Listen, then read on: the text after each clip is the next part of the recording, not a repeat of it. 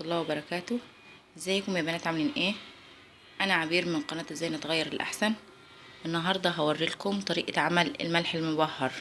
انا هنا محضرة الشطة الحمراء دي، انا جايباها قرونة علشان بحب دي بتكون احسن. البودرة ممكن تكونش يعني حامية قوي، وكزبرة، كمون، وفلفل اسود، ورق لورا. وكمان انا عندي لو كان عندي بحط توم باودر، بس انا بصراحة مش عندي خلصان، فانا هعمل الكمية دي هطحنها. وعندي طبعا الملح، جايبه طبق كبير علشان اقلب فيه الملح. بس انا بحط كل التوابل دي وبكده اعمل الملح المبهر، وبعينه في علبة، بيقعد معايا ممكن شهر او اكتر، وبيكون طعمه في الاكل بيدي طعم جميل جدا للاكل. انا هنا هطحنهم في مطحنة الخلاط واوريهولكم. وهنا انا طحنت التوابل كلها، خليتها بالشكل ده، شكل ناعم.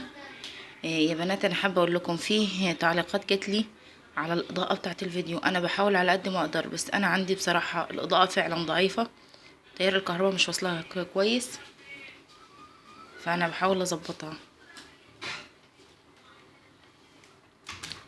وهنا هجيب اكياس الملح وافضيها واقلبهم في بعض كويس لغايه ما يندمجوا، وان شاء الله جربوها هتلاقوا احلى طعم للاكل بطريقه الملح المبهر.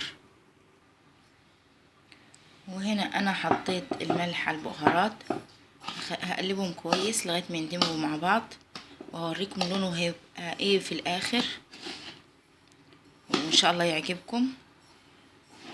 كده انا بعين الكميه دي كلها، بعينها في علبه محكمه الغلق، وبحيق منها الاكل، كل انواع الاكل. كده شكل الملح النهائي بعد ما اندمج مع بعض، وكل ما بيقعد كل ما طعمه يندمج ببعضه ويكون احلى ويكون اطعم في الاكل.